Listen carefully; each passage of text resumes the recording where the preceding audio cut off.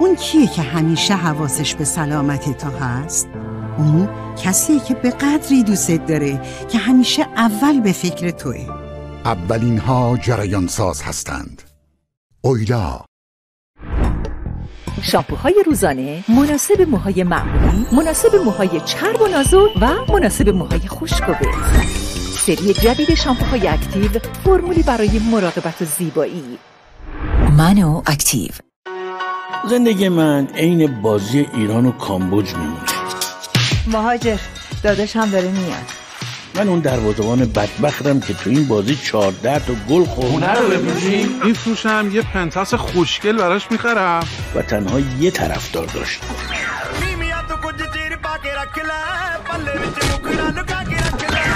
ربکا هستم. بندم مهاجر هستم. بابا منظورت از محل قدیمیمون همون کوچه درداره؟ بله دیگه. مامانو میخوای با این دک و پوز از فرشته برداری ببری اونجا؟ زنی که خونه فرشته خط قرمز منه.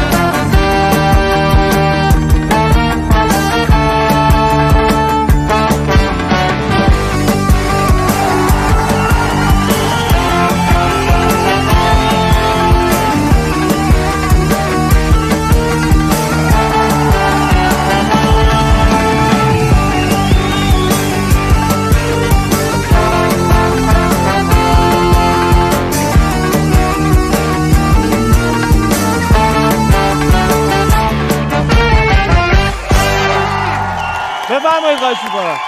به بفرمایید. به نام خداوند بخشنده و مهربان. خیلی خوشحالم از این که به لطف خدای بزرگ یک بار دیگه با یک شب آهنگی دیگه در خدمتتون هستیم، خدمت شما مهمان‌های گرانقدر و بینندگان عزیز که خیلی مخلصم. امیدوارم هر جا هستید در کنار خانواده شاد و خوشحال باشید، از دیدن این شب آهنگی هم لذت ببرید. تمام تلاش من و دوستانم اینه که لحظاتی کیف کنید، از کار روزمره، از این خستگی بیاد بیرون، حال کنید، بخندید، خودتون رو رها کنید، مثل من و مهمونا. رها شده ها دست. دمتون گرم. مرسی. خب 4 بانوی محترم افتخار دادن، تشریف آوردن در مسابقه ما حضور پیدا کردن. خیلی خوش اومدید. خیلی خوش اومدید. خودتون رو معرفی کنید. من اختر آکوران. آهورا. آکوران. بله. معنی داره فامیلیتون؟ والا میگن کو. میگن کو. شما ولی اعتقادی بهش ندارید. خب برای فامیلیمون تکه دیگه. تکه خیلی قشنگ. اسمتونم تکه. اختر آکوران. ممنون. مرسی. بفرمایید شما. سارا اوجارودی. اوجارودی. به چه فامیلیای زیبا و متفاوتی دارم. منم آهنگی هستم، کوچیک شما از اداره تشریف میارین؟ بله متوجه شدم. خیلی خوش آمدید. مرسی که از اداره اومدید پیش ما. خسته که نیستی؟ نه اصلا. میسیز اختر آکورا، تو دوران نوجوانی جوانی اصلا به بازیگری شده بود فکر کنیم؟ مثلا دوست داشته باشید بازیگر چی؟ یا تو مدرسه کار بازیگری نمی‌کردید؟ نه. بسیارم عالی. شما چطور؟ من فکر نمی‌کردم ولی بقیه فکر کردن منو بردن. یعنی کار کردید بازیگری؟ به شما هم بسیار عالی. من یک جمله میگم، به همدیگه میگید. جمله زیباییه که باید در طول روز آدم به همسر، به فرزند، به مادر، به پدر، به برادر، به خواهر بگه. اونم اینه که خیلی دوست دارم. درسته؟ خیلی دوست دارم و با حالتهایی که من میگم شما باید به همدیگه بگید. آماده این؟ اول یه دونه معمولی بگید خیلی دوست دارم. خیلی دوستت دارم. خیلی دوستتون دارم. آفرین. خیلی خودتون کنترل کنید. شما یه جوری بگید انگار بهترین کادوی زندگیتون رو از اختر خانم گرفتید. یعنی بهترین کادوی عمرتون رو داده. شما میخواید با چه حالی بگید خیلی دوست دارم؟ خیلی دوست دارم اختر جون. خیلی خشمون. نه انگار که مثلا یه لیوان از 6 تایی‌ها گرفتی. مثلا بهترین کادو چی میتونه باشه برای شما؟ الان یکی کادو بده دوست دارید چی کادو؟ سفر. خیلی خفن. سفر. به کجا؟ ایران یا خارج؟ خارج. کجای خارج؟ نه مثلا ژاپن، اروپا، مثلا ژاپن. ایشون یه هفته سفر ژاپن با بهترین هتل، بهترین پرواز، رایگان، همه چی. یعنی شما فقط برید حال کنید برگردید. به شما هدیه. حالا بگید خیلی دوستت دارم. خیلی دوستت دارم. آقا باید بغلش کنم. نه نه ما میخوام تو گفتارتون بغل که دیگه همه بلدن. نه حالا شما کار شما سخت تره. خیلی دوستت دارم و تو شرایطی بگید انگار که دمپایی دستشویی رو خیس کردن. دیدید با جوراب میری دمپایی خیسه چه حسی به دست میده؟ الان پاتو کردی با جوراب تو دمپایی خیسه، یهو ایشونو میبینی. بگو خیلی دوستت دارم. نه پا رو ولش کن. حست این باشه. الان دمپاییت خیسه، جورابت خیس شده، چندش شده. بگو خیلی دوستت دارم با همون حس. خیلی دوستت دارم. بعد نبود. وای ببخشید حالا این بازیه شما یه وقتی یه جوری بگید انگار میخوای سر به تنش نباشه. ولی خیلی دوستت دارم و یه جوری بگو انگار چی سر به تنش نباشه. بگو خیلی دوستت دارم. یا آفرین. نه ایشون بازیگر نقشای منفی میتونه باشه، چون کادو هم گرفته بود تقریبا اینجوری گفت. یعنی سر به تنت نباشه. چرا 2 هفته نگرفتی؟ آره دقیقاً. آره میگه دقیقاً. یه جوری که انگار سوسک دیدی ترسیدی بگو خیلی دوستت دارم. الان سوسکو دیدی ترسیدی بگو. آخه نمیترسم از سوسک. از چی میترسی؟ هیچی.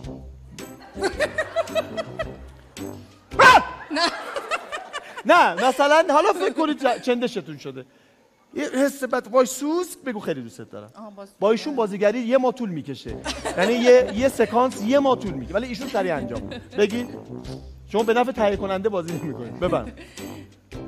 چندش خیلی دوستت دارم. خیلی دوستت دارم. آفرین. میتونید که باری کلا. خب بفهمید. میکروفونا رو بدید به اون 2 بزرگوار. به بچه مانتوی زیباییم. بفهم. آفرین به شما که اینقدر خوش. کجا میرید؟ چه دعوا؟ این برای دوست دارید نه؟ این نیمروختون بهتره. آره؟ مسابقه رو که متوجه شدید. بله. خودتون رو معرفی کنید. من با اسم مستعاری که دوستام صدا میزنن دریا جون هستم. بله. ما چون با دوستا سفر با هم خیلی میگن دریا بیا بریم. آره. دری نمیگن دری. نه دریا جون میگن. دریا جون. شما خودتون رو معرفی کنید. من منصور اسکندر هستم. منصور صداتون میکنن. نه خیر. منصور اسکندر هستم ولی مثل دوستم اسم مستعارم مانداناست. چقدر اسم مستعار مد شده. دریا خانوم ماندانا خانوم. بله. اصلا زمان شما به دنیا آمدی دریا نه من موقعی هم که دبیرستان بودم با دوستان بیرون میرفتیم که پسرها اون زمان مطلق مینداختن. من اون زمانم برای خودم یه اسم داشتم. کلا هر 6 ماه اسماتون رو دادن. مثل کلاهبردارا هستن شمارهشون عوض میشه. آماده این؟ بله. یختون آب شد. من کار کردم یختون آب شد. دستتون درد نکنه. آب شده؟ آره. یه جوری بگو خیلی دوستت دارم. سخت‌تر رو میگم ایشون بگه. دریا بگه باشه. یه جوری انگار که ایشون پشت سرت حرف زده خوبم حرف نزده ولی بگو خیلی دوستت دارم با اون حس.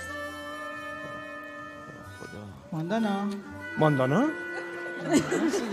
خیلی دوستت دارم. آفرین به افتخارش. باری کرد. حالا شما یه جوری به دریا خانوم بگید که انگار بعد 10 سال میبینیش. یعنی دوستت دارم بگم. آره خیلی دوستت دارم و جوری بگو با اون حالتی بگید لطفاً که انگار بعد 10 سال دریا خانوم رو میبینید. بفرمایید. دریا جون عشقم خیلی دوستت دارم. اوکی فاصله بگیر.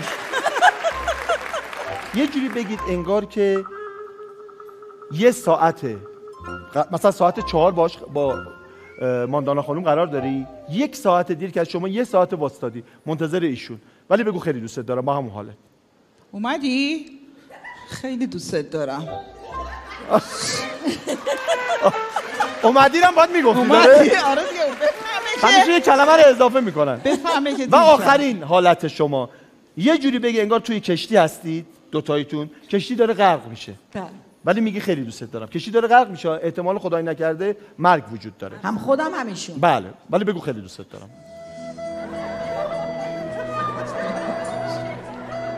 داره غرق. ببخشید خیلی دوستت دارم ولی مواظب خودم هم. به افتخارش باریکلا. بفرمایید. خب رو به مهمونا بایستید لطفاً. حضار محترم، اولا هر 4 عزیز برندن، همین که تشریف آوردن افتخار دادن به ما، ولی من دستم رو سمت عزیزی بردم، اونی که فکر کردید بهتر بازی کرد دست بزن. دریا خانوم، مرسی. ماندانا خانوم، اختر خانوم، سارا خانوم. همه تقریبا نزدیک بود، ولی سارا خانوم نفر اول شد، به افتخارشون دست بزن. خب شما تشریف بیارید. از طرف پلتفرم فیلمنت که برای اینکه هم راحت بتونید چندین قسمت شباهنگی ببینید، همین قسمتی که خودتون تشریف داشتید ببینید در کنار خانواده، ان شاءالله بخندید، کیف کنید از دیدن شباهنگی، به اضافه که کلی سریال خفن و باحال، کمدی، جدی، پلیسی، جنایی تو پلتفرم فیلمنت وجود داره و بازی‌های مختلف. قشنگ با دیدن برنامه فیلمنت ان شاءالله کیف کنید و لذت ببرید. اشتراک رایگان چند ماه رو من میگم تا حدی که امکان داره هر چی ماهش بیشتر بهتر تقدیمتون کنن. خیلی متشکرم تشریف آوردید. به افتخارشون دست بزنید. بفرمایید. خیلی مخلصم. سلامت باشید ان شاءالله. شاد باشید.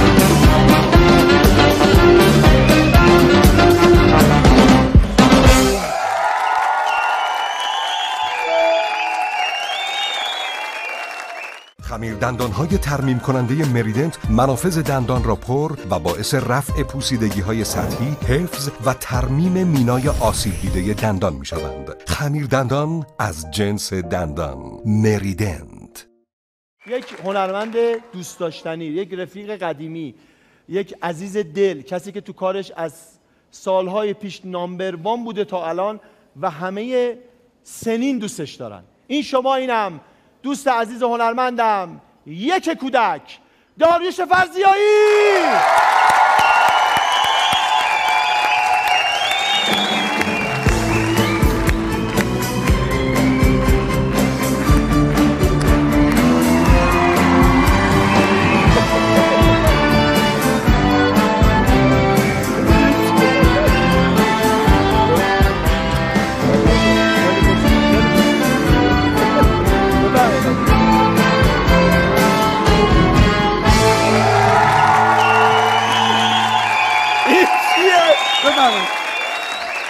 سلام علیکم. حال شما خوبه؟ ماشاءالله خوبین؟ بفرمایید. خیلی خوش اومدید. عمو پورنگ، داریوش فرزیایی عزیزم. این آخه این کادو، این من دست خالی خونه کسی نمیرم. آخه میدونم کارت که خیلی قشنگ بود، منت سر من گذاشتی، شاکرتم، ولی ماهی اینجوری کامل و آماده تو یخ عزیزم. من اینو چیکار کنم الان؟ عزیزم ماهی سفید بود، آوردم تهران، هوا آلوده شده ماهی سیاه. دنبازم بیا.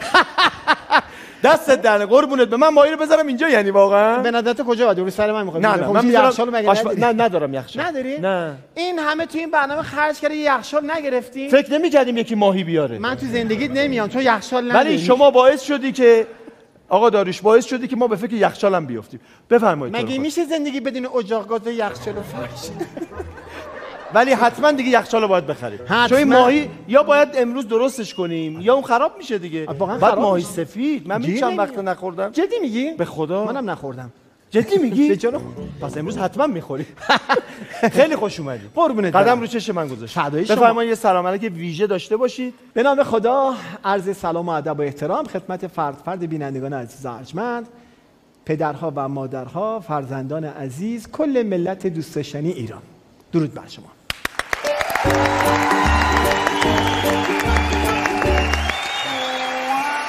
همین اول آقای داریوش فرزیایی عزیز، ما واقعا مونیم. من واقعا خودم هم بعضی وقتا میمونم.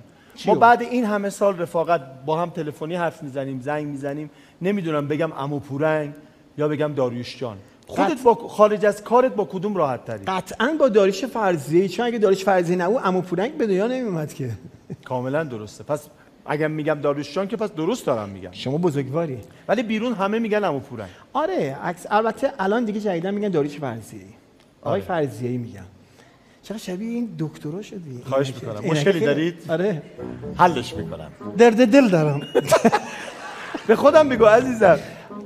داریوش جان، همین اول یه خونه رو نگاه کن. به نظرت خونه من چی کم داره دفعه بعد بخرم بذارم؟ اگه تو بودی چی میزه؟ مثلا دکوری چیزی به نظرت کم و کم؟ تو گفتی خریدنی، من دیگه دستمو بسته. غیر از اون یخچال به نظرت یخچال کم داره؟ یخچال کم داره. بذار بنویسم. یشغال. همه چیز خوبه، ولی من احساس میکنم آباژور دارین؟ آباژور؟ آباژور ندارید؟ ندارم. یه آباژور خوشگلم باشه. یه دونه اونجا تقریبا چیز هست. نه اون آباژور نیست. اون نیست. پس اون چیه؟ اون کاوادور. پامادوره. قبل از اینکه سوالای خودم رو شروع کنم، حال مادر جان چطوره؟ ما میدونی که یه ملت ایران همیشه نگران حال مادر عزیزمون هست. انشالله بهتر میشه، ولی خب یه روند کهولتی که داره به صورت طبیعی طی میشه و من باید قبول بکنم و من فقط میتونم بگم که سعی میکنم در نگهداری و هر خدماتی که باشه انجام بدم به بهترین شکل ممکن. شما که کارت درسته واقعا. خدا سایه‌اش بفرمایه.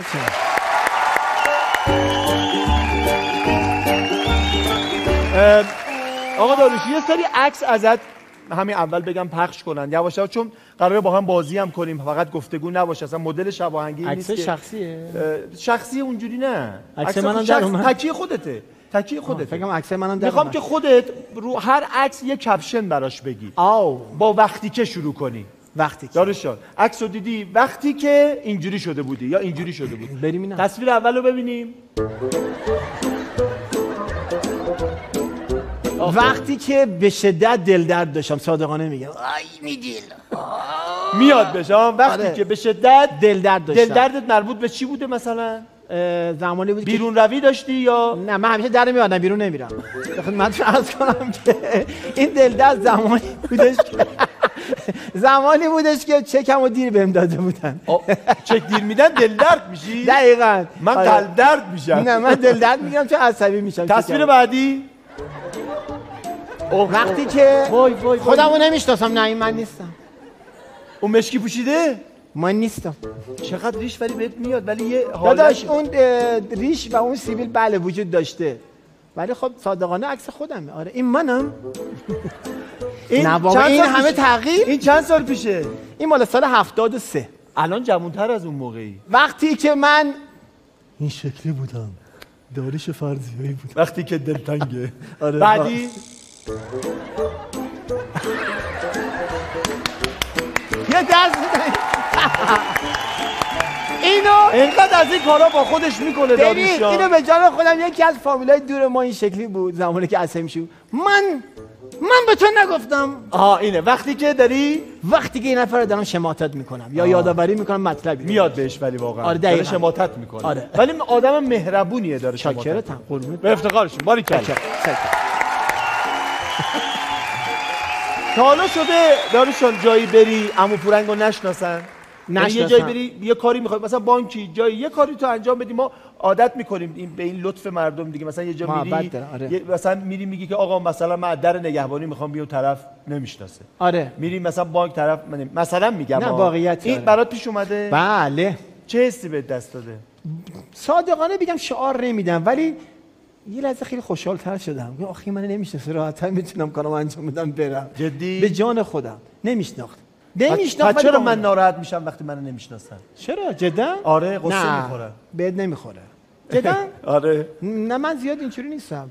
صادقانه بهت بگم اینی که دارم بهت میگم یه خانم دستفروش بود. نمیخواستم بهش ترحم بکنم. گفتم الان من میخوام چیزی ازش بخرم این نگاه کنه از من پول نگیره چون این اتفاق میفته. ولی نشناخت منو. گفتم ما در لیف خریدم ازش. لیف خریدم. استفاده کردی؟ بله 3 تا هم ازش خریدم. میبینم سفیدتر شدی از دفعه. لیفتینگ نکردم، لیف خریدم. لیفتینگ نکردم. پاول لیفتینگ کردی. آره بعد گفتش که ما در این ورده خیلی بهتره. گفتم ماما این اینطوری گواره این نقش خوبه. از این حرفا خودش هم درست میکرد. ولی نشناخت. من قشنگ پولیش هم دادم، خیلی لذت بردم، خیلی کیف کردم. نشناخت. داشتم میرفتم اینجوری نگاه میکرد ولی به ما به جان خودم نشناخت. ولی فکر کنم اینکه من 3 تا لیف خریدم تعجب کرده با هم. گفت 3 تا لیفو میخواد چیکار کنه؟ من این سوالو توی شباهنگ قبل خیلی میپرسیدم در مورد جنبه و شوخی. خب میدونید بینندگان عزیز عمو پورنگ خیلی شوخی میکنه با همه.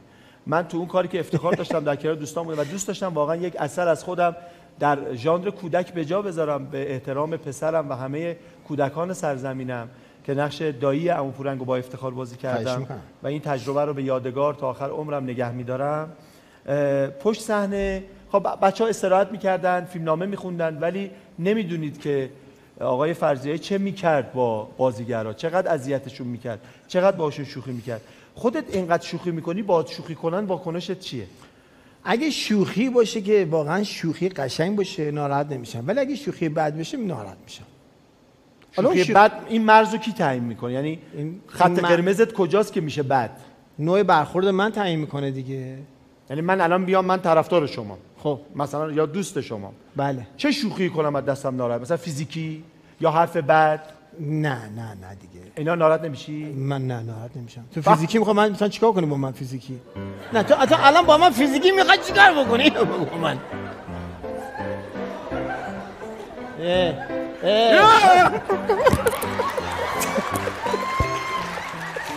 خجالت بکش زنه بچه داری.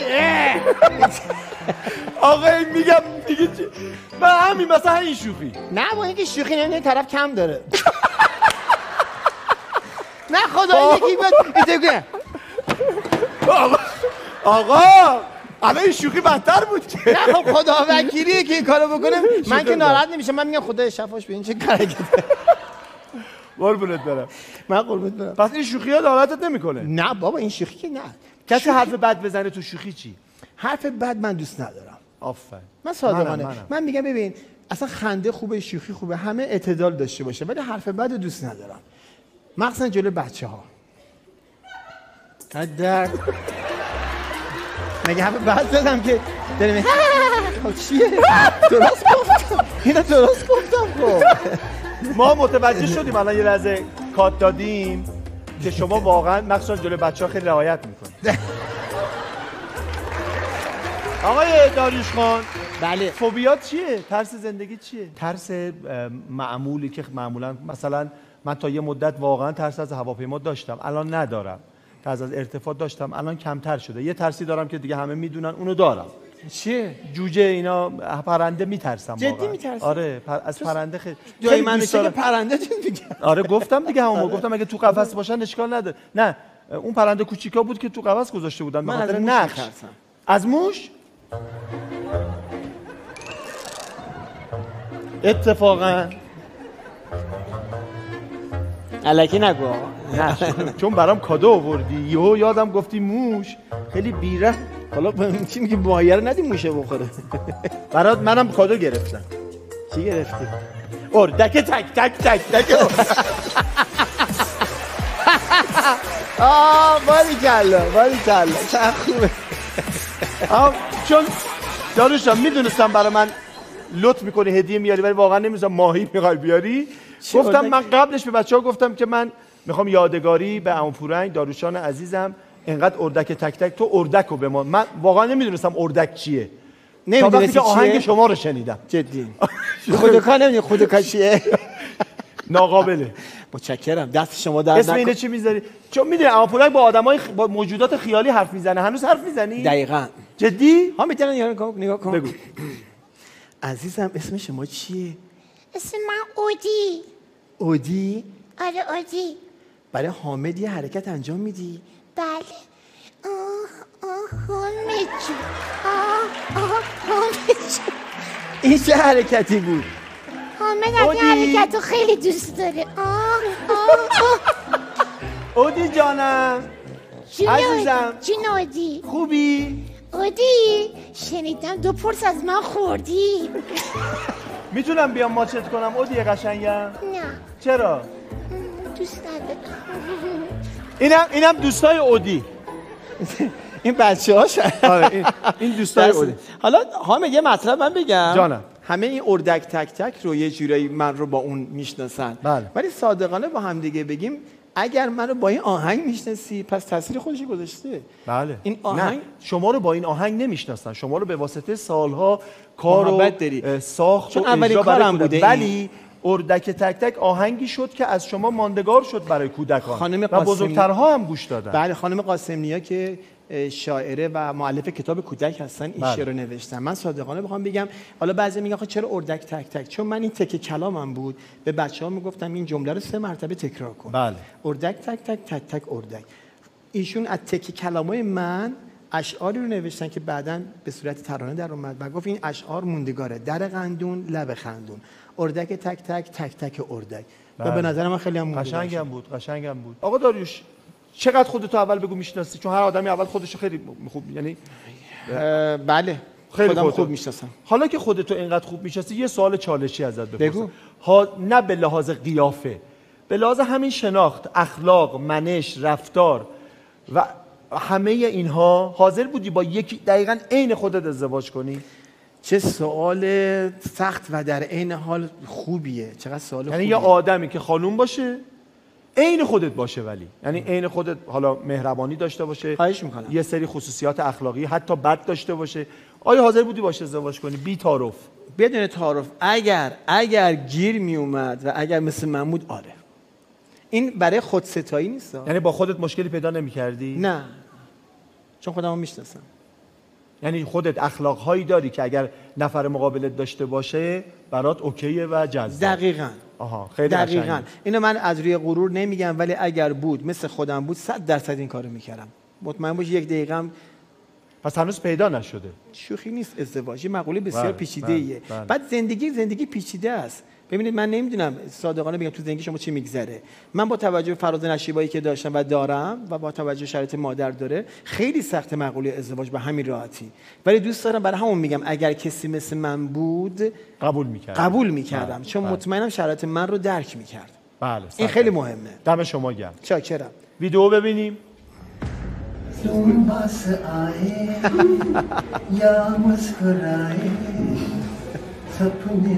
सपने में जाने कुछ بعد از صدا رو میذاره कुछ होता है دستش گرم میشه. اینجا داره به مادرم میگه فاطمه جی، یعنی خانم فاطمه، به شما سلام میکنم. گفتن آخه اسم مادرشون هم لطیفه فاطمه است. خدا رحمت کنه. مادرشون چیه؟ لطیفه فاطمه. لطیفه فاطمه. بله، مادرشون فوت کرده. و وقتی من گفتن اسم مادر من فاطمه است، به انگلیسی به مادر من سلام کرد و به نوعی ادای احترام کرد. خب واقعا منم طرفدار شاروخ خان بودم اون موقع که فیلم هندی، الان نمیبینم سالهاست. اون موقع که فیلم هندی میدیدیم شاروخ خان برام اول بود و بعد گویندا. یعنی گویندا رو خیلی دوست داشتم، مدل حرکات موزونش. البته گویندا قدیمی‌تر از شاروخ، تقریبا توی یه ذره قدیمی‌تر بود، ولی من شاروخ خان رو اول دوست داشتم و بعد گویندا رو دوست داشتم. تو خانوما هم کسی رو دوست نداشتم واقعا. تو خانوما دوست نداشتی؟ نه. پس چرا گفتی اون سری من؟ نه بازیگر آره یه دیگه. سری رو دوست دارم. نه شوخی میکنم، واقعا هم همینطوره. کجول رو دوست داشتم. کجول این که اینطوری بود؟ کجول که نه کجول گفت. خب بینندگان عزیز، حضار محترم، همچنان در کنار داریوش خان فرزیایی هستیم. قراره بریم اونجا آشپزخونه بازی کنیم. اگر شد چون یخچال ندارم، ماهی رو خودش بالا آورده، خودت باید پوست بکنی، خودت باید درست کنی، سرخ کنی. ببین نه دروغ من نمیگم، نمیتونی؟ من ماهی رو آوردم بلد نیستم. نه باید انجام بدی، من حالیم نیست. باید نداریم که نه بریم یه کاری بکنیم دیگه. یه کاری بکنیم. ما که میریم اونجا آشپزخونه، مغازم ظرف بشورم. بچهای موزیک آماده اید؟ بریم سمت آشپزخونه پر انرژیا با حالا دستا.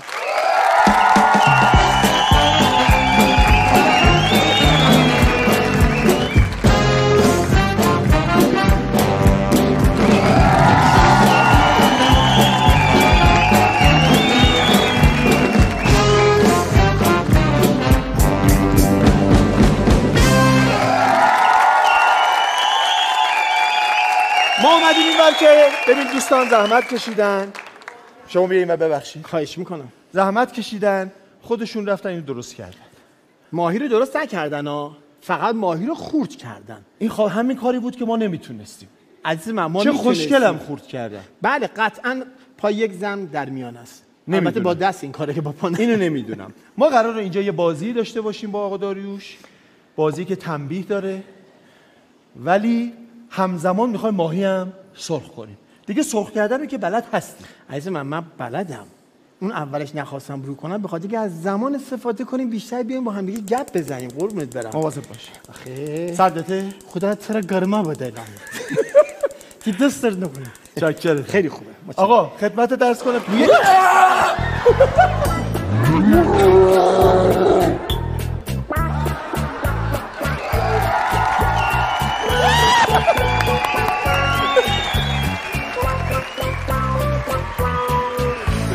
صبر کن.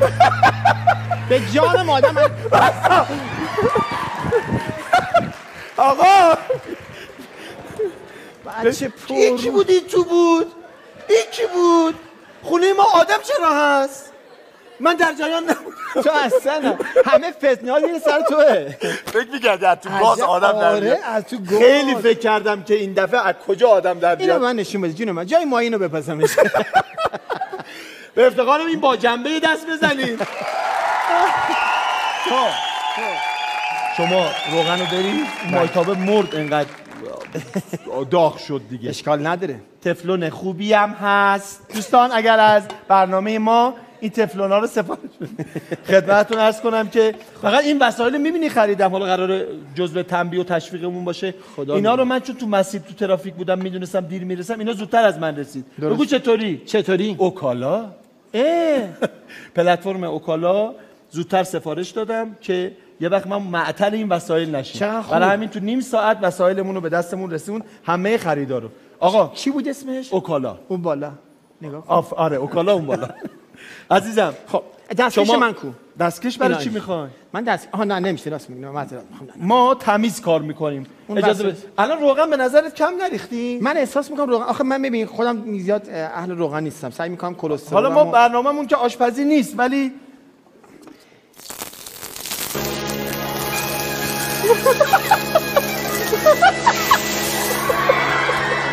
نترسید نگاه کنید نگاه ببین این مثلا میخواد این آیتم رو اجرا کنه. خودش آتیش بیار معرکه است. خوبه من برنامه آشپزی نمیسازم. بلد روغن رنگش عوض شد به خدا. وای مردم. روغنش سوخته است. آفرین که نترسیدی. نه من اصلا به خدا من یه نیمرو درست کنم آتیش میگیرم. خب آقا ببخشید چی می‌خواستی؟ روغن بریز. من روغن میریزم. ما از رو نمیریم.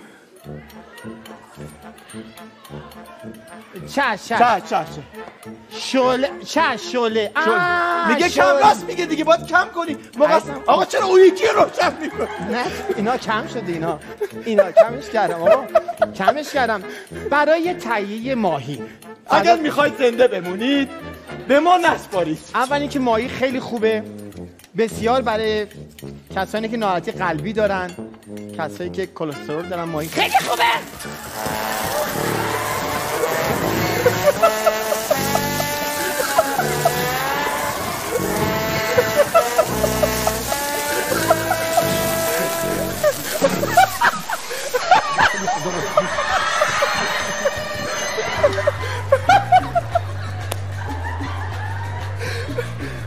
آقا من ماهی نمیخوام. ماهی کو هستن؟ چرا اینجوری میشه؟ ولش کن. خب آقا با اون برداشت رو زمین. دوستان عزیز، ماهی به ما نمیسازه، ماهی رو میذاریم اینجا. پس خاموش کنم دیگه؟ نه روشن بمونه، ما تا آتیش نگیریم بی خیال ما نمیشیم. نه خاموش کنم واقعا. آره بابا خاموش کن. ما نیمرو میخوریم، امروز رو با نیمرو میگذرونیم تا فردا. خیلی خوبه. خب مسابقه رو شروع میکنیم بین من و عمو. اینو بردار، از این استرس دارم. وای وای وای وای. مسابقه رو شروع، چه بو سوختگی میاد. مسابقه رو شروع میکنیم، تحمل در بوی سوختگی. بفرمایید. یه سری مطالب میاد. خب داروشان کجا؟ اون بالا، اون LED اون بالا. از اون بالا مطلب میآید؟ از اون بالا مطلب میآید. یک دونه مطلب میآید. خب بسه، خیلی خوب. اینا آمادن ها؟ خیلی آمادن. همه‌شون هم عروسی برو. شما باید تشخیص بده که اون مطلب الکیه یا درسته. خب بله. اگر درست گفتی یه چیزی از اینا میریزی تو بلنده مخلوط کنه من. بله. اگر غلط بگی من یعنی آخرش هم بعد 5 تا سوال خب مخلوط میکنیم و میل میکنیم. هر چی رو؟ چیزای عجیبه، شکلات توت فرنگی، روغن زیتون، سرکه از سس، ببینم به انتخاب خودمون دیگه. به انتخاب خودمون. شما برای من انتخاب میکنی، من برای شما. خدا وکیلی خوب انتخاب کن. من توت فرنگی و شیر. نه دل درد میگیرم واقعا، من اگه بخوام بخورم دل درد میگیرم. منم نیتم همینه. اولین مطلب برای عمو پورنگ. بفرمایید. یکی از غذاهای محبوب هند سیب زمینی گندیده است. آیا این الکیه یا واقعی؟ الکیه. الکی. آخ واقعی باشه. آخ واقعی باشه.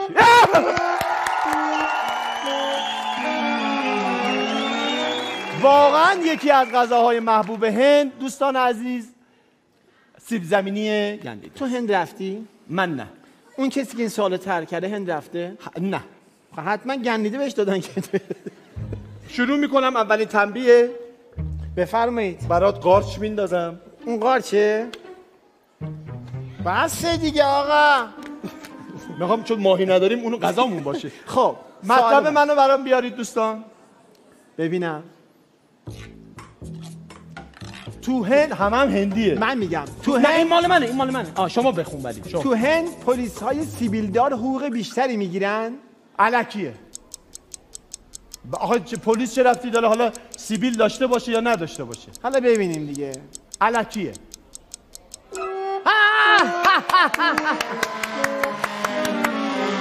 واقعا هند چه کشور عجیبیه. آره. پلیسای سیبیلدار حقوق بیشتری برای چی باید بگیرن؟ بوشو من میبینم تو فیلم ها پلیس همه سیبیل دارن. دقیقاً. خب بریز برام. من برای شما بریزم بی زحمت. شما قارچ برای من ریختید، من توت فرنگی میریزم. من آدمی هستم که دل بزرگی دارم. توت فرنگی. اتفاقا توت فرنگی خیلی دوست دارم. جدا. آیا با توت همینجوری توت فرنگی بریز همش باشه؟ باشه. شما همونجا بمون. شما همونجا برای من بریز. منم برای شما دیگه. چرا هجا عوض کنیم؟ بفرمایید. برای عمو پورنگ. در هند معتقدن دخترانی که دندانهای نامرتب و کج دارن جن زده شدن. واقعیه. واقعیه. بله. واقعیه. واقعی. باریکلا. برای من بریزید. با میه با توت فرنگی. دوست دارم دل درد بگیری شدید، چون خودم گفتی من دوست دارم. ولی من چنین آدمی نیستم. من عمو پورنگ من ولی رحم نمی‌کنم. باشه رحم نکن، مهم اینه که من کارمو درست انجام میدم. هویج با توت فرنگی خوردید تا حالا؟ میریزم. هویج خوبه ولی خیلی نامتعارف نیست. و یه مقدارم این کرفس هم میریزم. دو تا چیز انداختی. نه دو تا چیز نباید بندازی. قانون مسابقه اینو ایجاب نمی‌کنه. حالا خودت نکش. طلاهای زنان خانه‌دار هندی 11% از طلای کل جهان را تشکیل. یا خدا. اینو دقت کن، خیلی مهمه. الکی دیگه. یا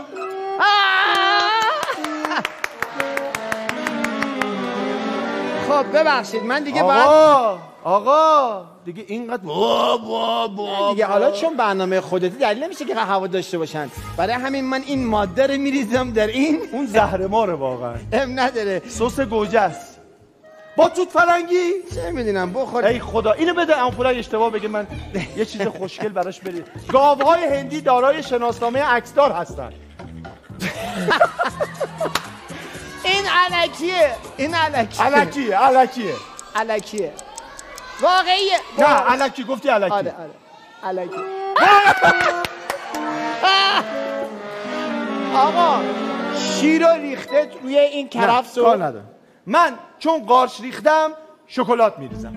اون همه درد بگیری تو. اون همه شکلات خوشمزه. اون همه شکلات. خب نوبت منم میشه. منوی ویژه سرآشپز. خب مال منه. بخونید برای من. 53% خانه‌های هند توالت دارند. یعنی فقط 53% چه؟ 47% بیرون. علکیه. بیشتر از 5. علکیه. یس. علکی درسته دیگه. نه علکیه دیگه آقا. علکیه دیگه درسته دیگه. من گفتم. نه من سوال گفتم من بود. سوال شما نبود. برای خودت میریزی؟ موز دیگه. خب بریز. دل درد بگیری حامد. نگاش کن موز ندیده. نگاه کن. قسمتت هم نه چرا موز؟ روغن زیتون با درش. روغن زیتون با درش. شیشش خورد میشه. سوال بعدی. سوال منه. یعنی از اینجا برید دشتی. بگو. در یکی از قبیله های هند برای مرگ جشن میگیرن و ببرای چی؟ ببرا نوشته. و برای عروسی عزا. واقعیه. آفرین. حالا من یعنی عروسی میکنه طرف با شوق و ذوق میخواد بره خونه بخت براش عزا میگیرن. آن چه عروسیه؟ چی ریختی برام؟ صبر کن به قیافت دیگه دور بزن ببینم. خیلی خوبه. قیافم میخوره خیلی خوبه. صبر کن. شیر.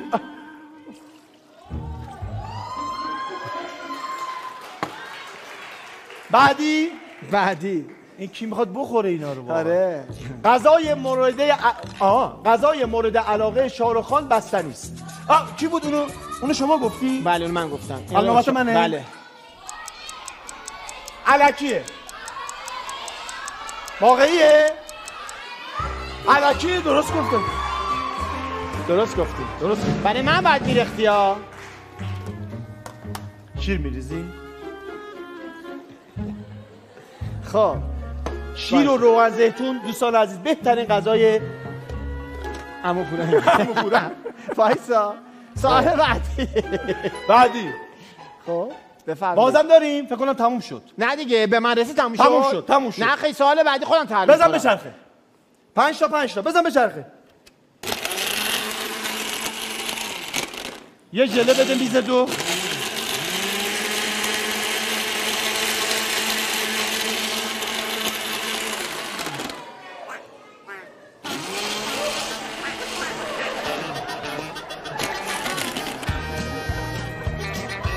نه دیگه.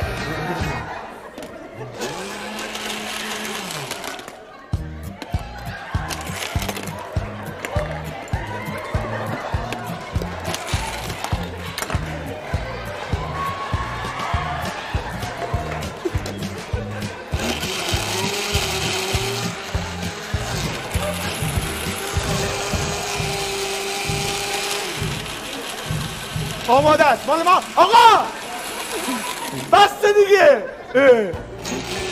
مال ما آماده.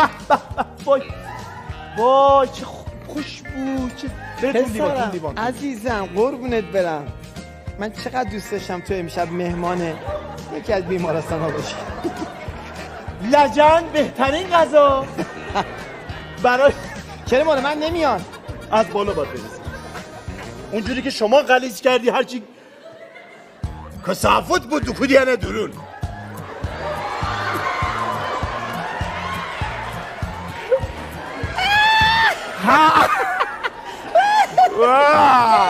نمیخورم. پسرم عزیزم تو با چرا درد بگیره پسرم. بیا یه قلم باد خدا وکیلی. آره ببین آقا واسه من زشتم هست. جدی؟ چسب نگاه کن. اصلا این چیه که پایین نمیاد؟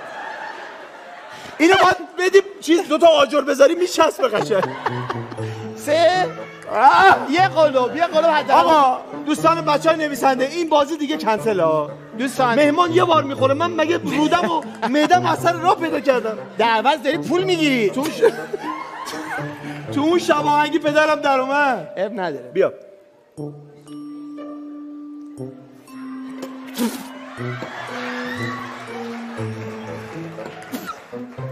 حامد درد بگیری تو حامد. من آدرم ماهی خامو بخورم اینو نخورم. خیلی بدمزه شد. چی ریختی توش مگه؟ از خونم چیزی آورده بودی؟ آره حامد این چی بود حامد؟ خیلی بدمزه بود. جدا؟ خیلی بدمزه بود. بهتره. جدی؟ به خدا بیا بخور.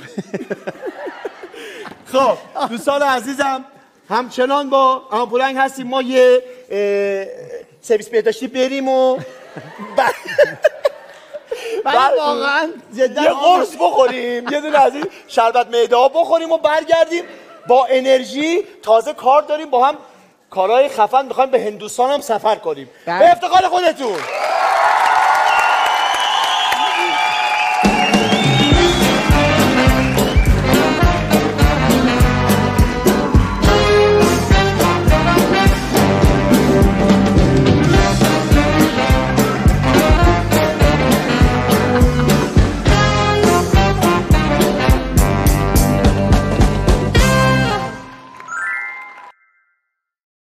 بعد از اتفاقاتی که در آشپزخونه برای ما افتاد، همین که سلامت اومدیم بیرون، هم احتمال آتش سوزی داشتیم، هم احتمال زخم معده. خودسوزی هم داشتیم. همه چی داشتیم اون تو. یعنی البته همش من و شما نشون دادیم داروشان که به درد آشپزخونه نمیخوریم.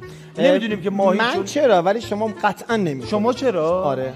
مثلا شما چه برتری در اون ماهی نسبت به من داشتی؟ عزیزم همین که من مهار کردم و آتیشو و شما در میرفتیم. اینو راست میگی. اینو قبول. دیدی خدا وکیلی؟ بعد من فوبیام آتیشه. اصلا آدم آتیش بیار مرکه است. بعد جالبه میدوید فرار میکنه، منو گذاشت آشپزخونه نمیگرفتن تو هم بیا فرار کنیم.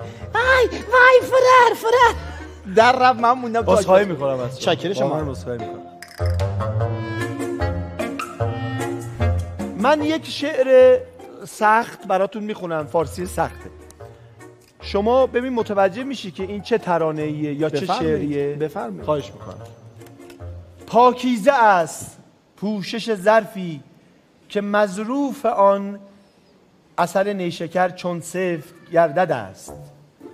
خوشنماست کناره دهان از بالا و پایین و از اندام سخنگویی است به حالتی که گشاده است. خودم هم نفهمیدم چه. من خواستم بگم شما خود متوجه نه، ولی باید شما متوجه بشی. من اصلا متوجه نمیشم. واقعا متوجه شدی؟ نه. میشه سریع این آهنگو خودتون خوندین؟ من خوندم. دقیقاً این چیزی که من خوندم اینو شما خودت خوندی. برو آقا. به خدا؟ حامد یه بار دیگه بخون ببینمش. پاکیزه از پوشش ظرفی که مظروف آن عسل نیشکر چون سفت گردد است. خوشنماست کناره دهان از بالا و پایین، از اندام سخنگویی است به حالتی که گشاده است. آها خیلی خوبه. حالا من بگم این کدوم ترانته؟ بفرمایید. تمیز در قندون قشنگ لب خندون.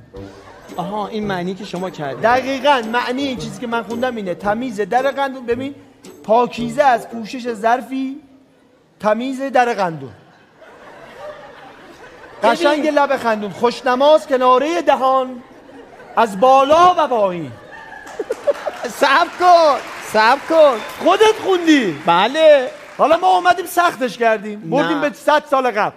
عزیز من 100 سال پیش چیه؟ چرا اینقدر الکی مغلطه میکنی؟ قربونت برم. تمیز در قندون قشنگ لب خندون. در پاکیزه از پوشش ظرفی که مظروف آن عسل نیشکر. اینو بابا اینو کی گفته؟ عزیز خود اضافه. در قند بعدی رو بگم. بگو. بعدی هم آهنگ خودته. حالا بگو. آخه نداشه من توضیحشو بدم. مقابل راست مقابل راست مقابل راست مقابل راست. به خدا خودت خوندی.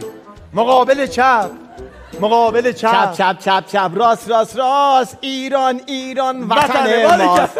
با همینه. چپ راست ایران ایران. ولی من بقیه‌شو بگم. بگو بذار بازم بگم. این ایران وطن ماستم اینجوریه. فلات وسیع آسیای جنوب غربی، محل اقامت شخص و جایی که در آن شخص به دنیا بیاید ماست. بالا بالا بالا بالا کوه بلندش البرز است، قله تیزش آن بالاست. خب درست گفتن دیگه. شما اگر خدای نکرده آلزایمر بگیری، بله، یا من آلزایمر بگیرم، مثلا من الان آلزایمر گرفتم، بله، من اینجا نشستم هیچ چی یادم نمیاد. بهت نمیاد؟ نه مثلا اشکال نداره، هر چی خدا بخواد صلاح ماست دیگه. خب خودتو چجوری به یاد من میندازی؟ یعنی میای میگی من عمو فلانم، میگم برو آقا برو، من نمیشناسم. تنها چیزی که میتونه منو به یاد تو بندازه این کارو میکنم. دوربینا بگو. میگم منم. اوه عمو فلان تویی؟ خوب شد؟ آره اینجوری میشناسم، یعنی اون تصویر خودتو میبینم نمیشناسم. عکس رو تیشرتو میبینم میشناسم. واقعا همینطوره. آره خیلی خوب. ولی ان شاءالله که آلزایمر نگیری شما. موافقه عمو فلان بخونه برامون؟ خواهش میکنم. آفرین که اینقدر پایه‌ای. واقعا مهمانی که در اون 60 قسمت قبل شباهنگی واقعا از صمیم قلب دوست داشتم مهمان ما باشه، به خاطر پایه بودن، جنب بالا بودن، اهل شوخی بودن، که اصلا مال فضای شباهنگی خودت بودی، که مرسی که اومدی بالاخره. دمت گرم. خب عمو فلان جان هندی بخونی که چه بهتر به نظر من نظرم. بله خب من دلم اونوره میخونم. دلت اونوره چون یه باز ببین نمیخوام بگم بابا میگم دلم اونوره. TNT هم اومدی در موردش صحبت کردی. اون دختری که دختر امنه شاروخان میشه. نه من میخوام بدونم چه اشکالی داره. خیلی اصلا کل ایران ذوق میکنه، کیف میکنه که شما حالا ازدواج کنید، مثلا شخصی به ما هیچ ربطی نداره، ولی میگم دلم اونوره. خب آقا هندو دوست دارم دیگه، چه ربطی داره؟ هندو فقط. بله هندو. به خاطر شخص خاصی نیست، با محتویاتش. عزیزم پس برای همون به خوشحال شباهنگی رو دید، ما زیرنویس هندی میریم براش. حتما. हमको हमें से चुरा लो, तुमसे कोई हम छुपा लो, हम अकेले हो न जाए, दूर तुमसे हो न जाए, बासावो गले से लगा लो, من تیرا قش کنم حامد، از ته دل ترا میخوامد، حامد جانم من ترا میرم. اینا به عشق خودتون دیگه. متشکرم. خب قراره که بریم اونور، یه اتفاق خفنم اونور رقم بزنیم. خب ولی قبلش بله دلم نمیاد که الان بریم. دوست دارم یه کار بامزه‌ای که میدونم بیننده‌ام دوست دارن، گاهی وقتا در شباهنگی گذاشتم انجام دادیم، با هم انجام بدیم. بفرمایید. یه فیلمی پخش میشه ایرانی، خب و فیلم خیلی جدی هم هست. آها. ما بیایم روش دوبله کنیم ولی هندی. آها. موقعیت هم اینه که این بازیگرا اومدن یه چیزی بخرن، از راه دوری اومدن، مثلا کوبیده اومدن بخرن، آشپز میگه کوبیده تموم شده و قاطی میکنن. خوبه. ولی با فضای هندی شمالی هر چی دوست داری باشه دیگه. بعضیشو من واقعا بداهی میخوایم بریم، من فقط گفتم فیلمشو آماده کنن. آقا خانم بود آقا بود بگیم، قاطی پاتی بگیم. باشه. یعنی مشخص نیست کدوم توی کدوم منم. انتخاب به خودمونه. نقش اصلی رو شما باش. آره به نظرم بریم بارو از دوش من بردار. بریم. بی صدا میخوای خانم شما باشی آقای من؟ فرقی نمیکنه. ببین آقا من از روز اول بهشون گفتم من نمیتونم آشپزی کنم. مگه غیر از این بود ها؟ یه چیز خودت بگو. خب بگو، حرف بزن. لال که نیستی داری نگاه میکنی اینجوری چپ چپ نگاه میکنی. حرف بزن دیگه. من حرفی ندارم. چطور میشه یک زن در ببین سب کن حرفی ندارم نمیشه. کله تکون میگه ندارم. حرف بزن. اجازه نمیدی من حرف بزنم.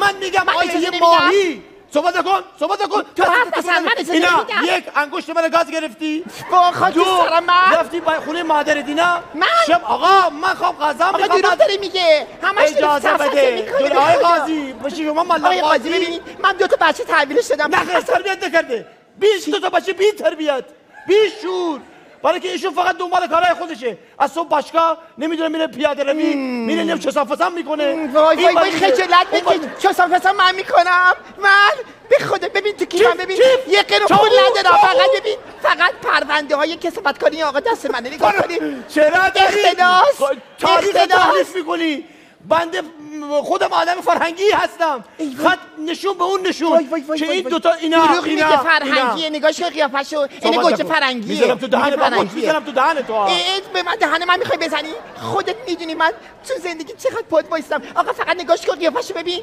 نگاهش کن این خیار سبز میمونه نگاهش کن من تو رو دوست دارم منو دوست داری آره من تو منو دوست داری من بله دروغ میگی نداری تو من دارم دروغ میگی تو مامانتو میخوای خدا وکیلی دارم آقا چی بگم ادامه بدیم زندگیمونو من ادامه نمیدم من میگم بریم یه سینما با هم دیگه فعلا بیاین پرونده اختلاسات جمع کن بذار تو کیفت باشه میذارم برای تا کی تو کیفم بذارم خدا آقای قاضی ببینه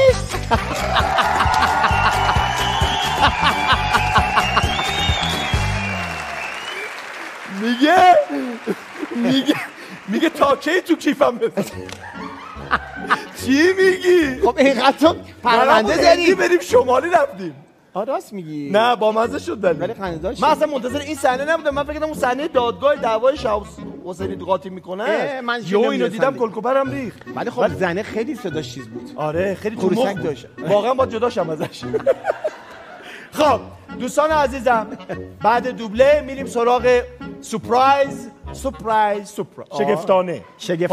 شگفتانه با عموفرنگ و حضار عزیز در خدمتتون هستیم قسمت‌های خفن مونده یه دست جانانه به افتخار بیننده‌های عزیزمون ماهانا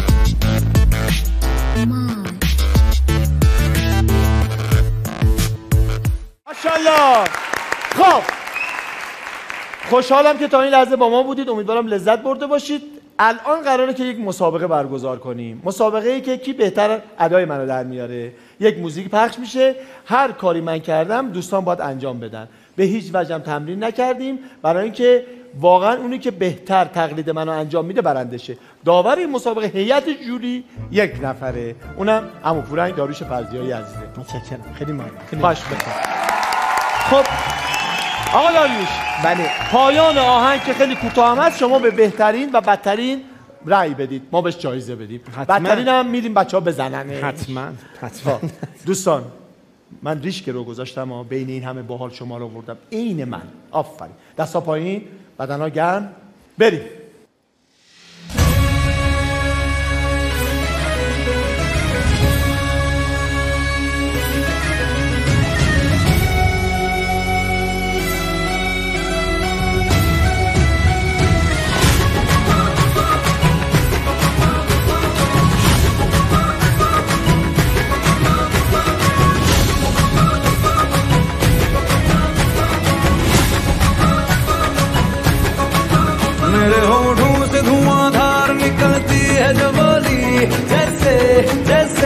बंदूक की गोली मेरे तेवर में है तहजीब की रंगीन रंगोली जैसे जैसे हो ईद में होली मेरे होठों से धुआंधार निकलती है जो बोली जैसे जैसे बंदूक की गोली मेरे तेवर में है तहजीब की रंगीन रंगोली जैसे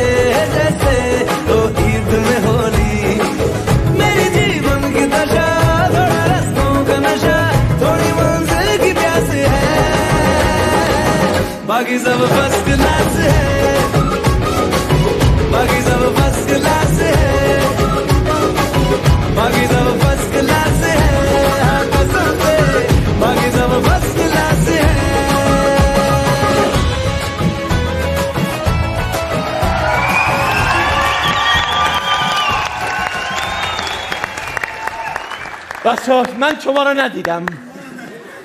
خب خیلی ممنون خیلی ممنون خیلی ممنون. نظرت چیه عمو پورنگ؟ اوه کارتا رو درآورد. به هر کی عمو پورنگ کارت سبز بده برده، کارت قرمز باخته. شما تشریف بیارید خواهش میکنم. اوه شما کارت سیاه تقدیمتون میکنم.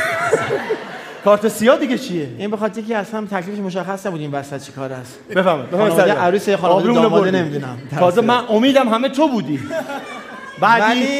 ولی واقعا یه سبز خوب بده به یک. بله ولی واقعا همینطور من فکر می‌کردم. سبز این خیلی بانمک بودی. یه بار اون حرکت انجام بده. کدوم؟ یکی از حرکات‌های ایشون انجام بده ببینم. نه اینجوری نه قشنگ انجام بده خواهش میکنم. هم موزیک ندارم. بدون موزیک. حالا من برای آفرین خیلی خوبه. چرا اینقدر میخندی حالا؟ با مزه بود. سبز بله سبز. پیراهن چارخانه. ایشون بس برنده شد در واقع. ایشون برنده است بله. شما تشریف بیارید دیگه. چه رنگی داریم من؟ این بنفش برای شما. بنفش یعنی چی؟ این بنفش یعنی که خیلی خوب بود و در این حال باید تمرین بکنید. ولی اجازه بدید خواهش میکنم این کارتم که اصلا کلا وجود نداره. قرمز نداره. سر جاتون باشید. خدا رو شکر. این مشکلات فقط یک جا سرچشمه میگیره. از چی؟ از اینکه شما مربی خوبی نبودی. ببینید اینا همه مستعدن. این بنده خدا با اون 70 کیلو شکمش میتونه. اشکال از مربی بود. اگر این دوستان مربیشون مثلا شما باشید چی میشه؟ آها ببین مربی اینو میگن. ببین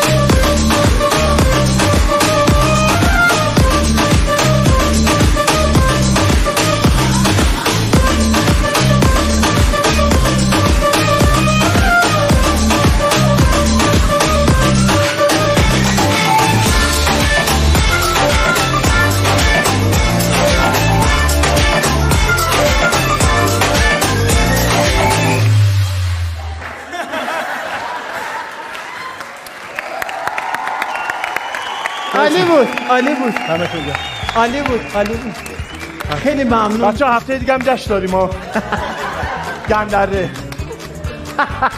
بچه‌ها عالی بود شوخی کردیم ما. شاکر. ببخشید من رو به افتخارشون دست بزنید. خیلی خوشم.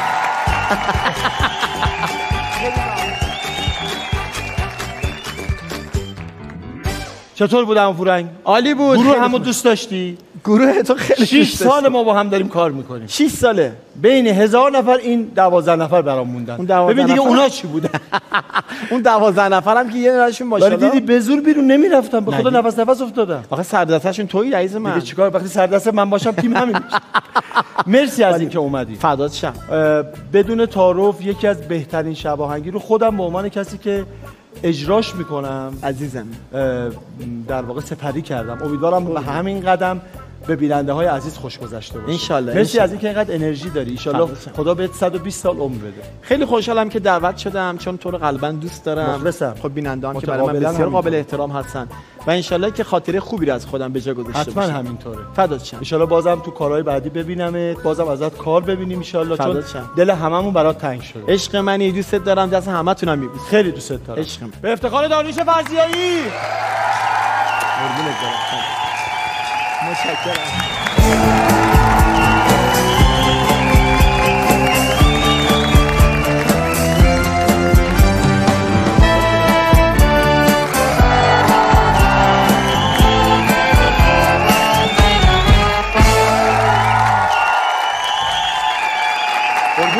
خیلی خوش اومد. رو به این بر خودتو معرفی کن. به نام خداوند راه و سرشت، بهترین نویسنده سرنوشت مهرداد اسماعیلیان هستم از کرج. به به چه زیبا خودشو معرفی. بینندگان جان، لختی میریم لختی میایم. خودت خوبی؟ قربونت برم. تو میکروفون حتما صحبت کن، صدای زیباتو بشه من ببینم چه آهنگی برای شما. به به به به. با این آهنگ اگر این فضا رو منفجر نکنی کم کاری کردی، چون آهنگ داره این راهو باز. 120 نمو میذارم دیگه. ای بلکه 120 تو میذاری. این شما اسم کوچیکت چی بود؟ مهرداد. کوچیک مهرداد عزیز به رأی شما نیاز داره. این شما خانم ها آقایان و این مهرداد. آشتاد.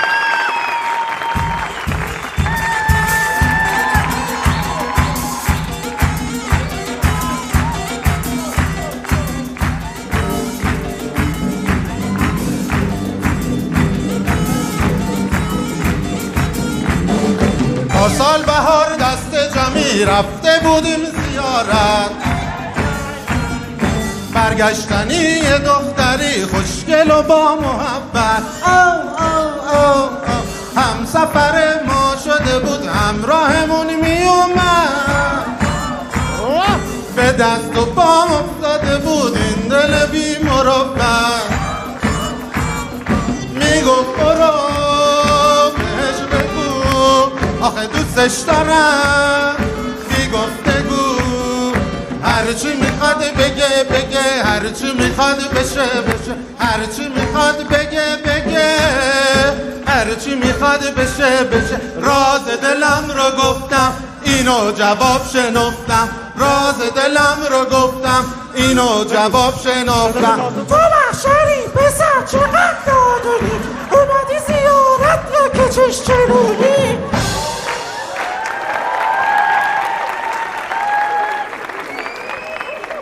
نامحرمم بودی باهات دست دادم. نه چه صدایی ازت در اومد؟ از کجا در آوردی این صدا رو؟ برو یه بار دیگه پسر برو. باری پسر چقدر نادونی، اومدی زیارت یا که چش چرونی؟ آفرین. دمت گرم. بفرم. اجرای بدی نداشت، هر چقدر شروعش بد بود رفته رفته بهتر شد. به به به به به. اومد اصل جنس اومد. خیلی مخلصم. خوبین؟ خودتون رو معرفی کنین. به نام خدا امین پیامپور. اسمت هم از روی میخونی؟ این که آهنگته میگه به نام خدا امیر. نه حسینه. یه بار دیگه اسمتون رو بگید تو میکروفون. امین پیامپور هستم. در منزل شده بخونید؟ نه اصلا. چه انتخاب عالی داشتن بچه‌ها. این آهنگ شادیه. با این آهنگم شما باید منفجر کنید. این آهنگو که شنیدی به افتخار امین جون انرژی بگیره.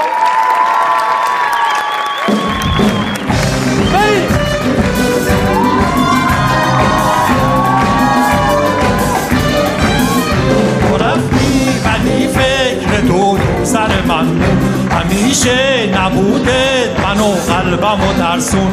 نگو که جداشیم که من خسته ترینم، پریشون شده بودم تا وقتی تو رو دیدم. من پسندیدمت از دور و دلم رفت از اون شب، شدم از همه غافل، شدم رول حواس جمع. یا عاشق یه چاره که دست بر نمیداره، که پاد خیلی میشینه ولی کیه که ببینه.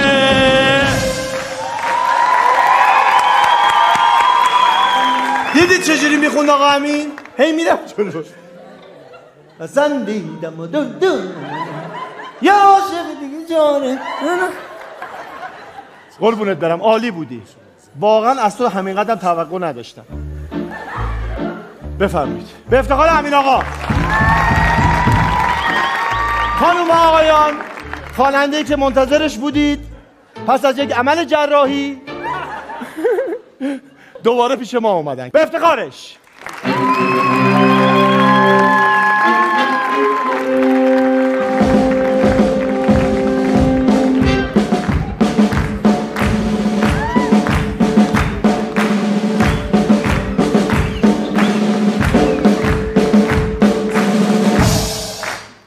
به نام خدا احمد برخولی هستم.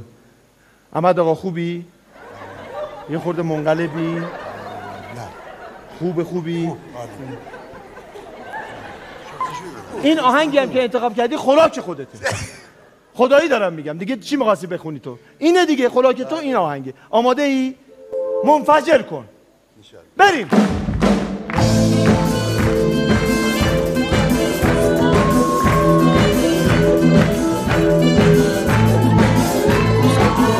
اگه برگردی دوباره غم میله دل تاریک میمیره بعد از اون بی تو نشستن ها برگه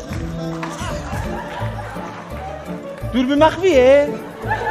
اولا بذار دوستان آهنگ دارن میزنن شما یه جایی برای شما میزنن که بیای تو هی نیا تو که بعد بخواد آماده ای؟ یه بار فرصت دیگه بدیم چون دوست دارم میکروفون نزدیک با اقتدار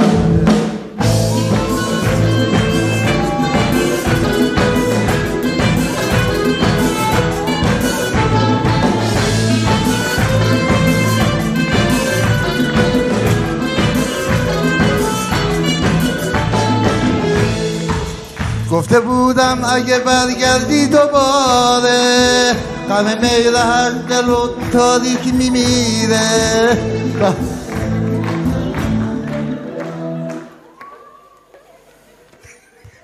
گفته بودم اگه این چی میخونی من نمیفهمم به این گندگی نوشته به این خانایی آخه لعنتی بدون موزیک بچه‌ها شاید ایراد از موزیکه موزیک میره تو کلامش عینک بدم عینک داره؟ چرا عینکت نمیزنی؟ من میبینم خب بچه داره اذیت میشه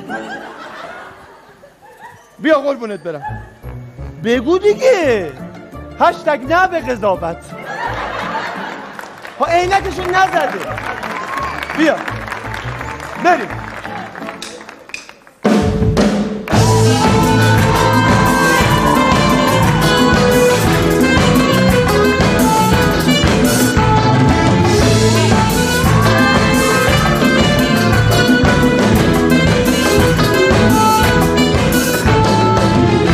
گفته بودم اگه برگردی دوباره غم میل هر دل و مشکل عینک نبود مشکل خودتی ما رو مسخره کردی مشکل عینک نبود دروغ بود دوستان بیان این نمیخونه بابا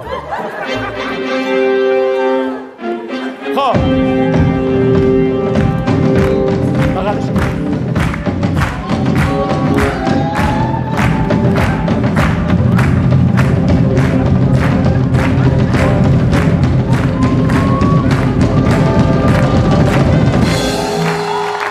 یه دونه دیر رفتی تو داری منو دیوونه میکنی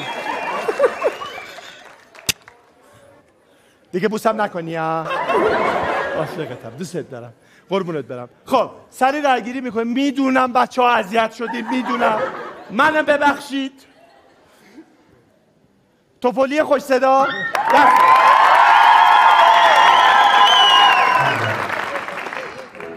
آقا امین گل آقا رسولی چی کار میکنی؟ بگو آقا چند سالته؟ نه بهت نمیاد نگارا بگو دوباره همسرشون کجاست؟ خدا بهت صبر بده خب هر سه عزیز برنده جدی دارم میگم آقا امین فقط یه ذره بازنده است چون در برابر این دوتا واقعا برنده شدن کار سختی بود از معاصرت کردن هر سه عزیز اشتراک رایگان فیلمنت رو تقدیم میکنم شب آهنگی ببینید سریال های خفن فیلم های خفن کیف کنید مخصوصا شب آهنگی یادتون نره فقط قسمت خودتون رو نبینید دمتون گرم به افتخار هر سه عزیز دست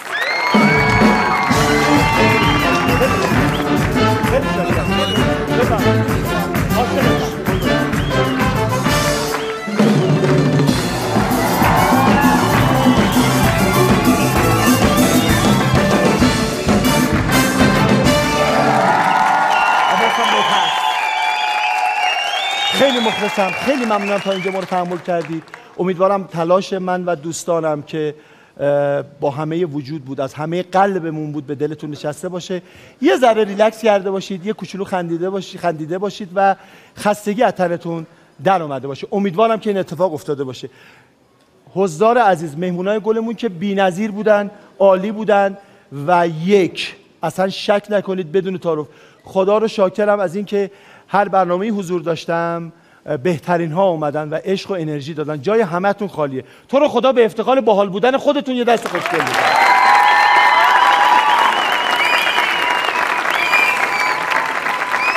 بازم یه تشکر ویژه میکنم از حامی مالی برنامه اوکالا که توضیح دادم. دیدید که حتی تو اون آشپزخونه‌ام هر آنچه که خرید کرده بودم زودتر از خودم وسایلی که میخواستم رسیده بود. اونم به خاطر این بود که اوکالا از سوپرهای اطراف هر جایی هستید، محل سکونت، محل کار، میتونید از پلتفرم اوکالا خریدهای سوپرمارکتیتون رو انجام بدید. تخفیفات داره، هزینه ارسال نداره و تا 30 دقیقه محصولات به دستتون میرسه و این اتفاق خوبیه تو این ترافیک و دود و دم و آلودگی و همه اینا.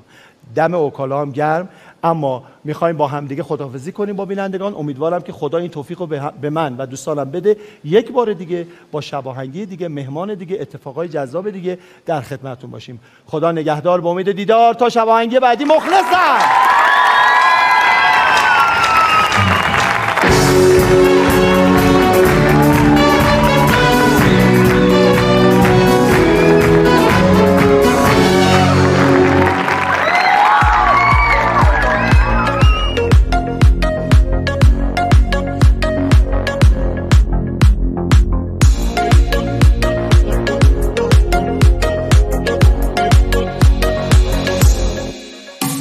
گفتم که چشات راضیه بی خیال ناراضیه، شبو میچینیم دوتایی سفر اینجوری خودم راضیه. قلبت منو میخوادمش کرد، دلو با تو میشه جمعش کرد. ما که دیگه لو دادیم بفهمن همه مردمش کرد. جا دادیم منو تو قلبت جون بخوا حله لطف داری شما به بنده خوشگلی ولی نتنده. بدون من هیچ جا نرو دل بیچارمو که شوندی دنبال تو عاشق میکنی آدمو.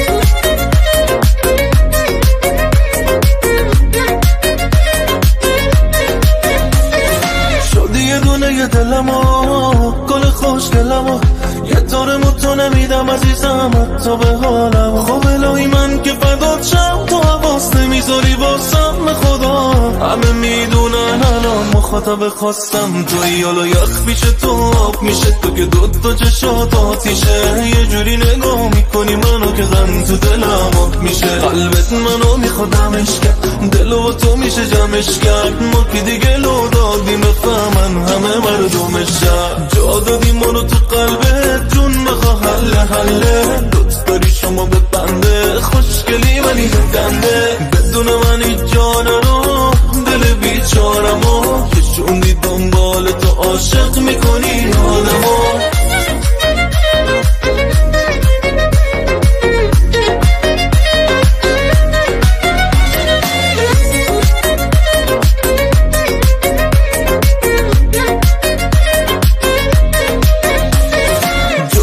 منو تو قلبت جون بخوا حله لطف داری شما به بنده خوشگلی ولی نتنده. بدون من هیچ جا نرو دل بیچارمو که شوندی دنبال تو عاشق میکنی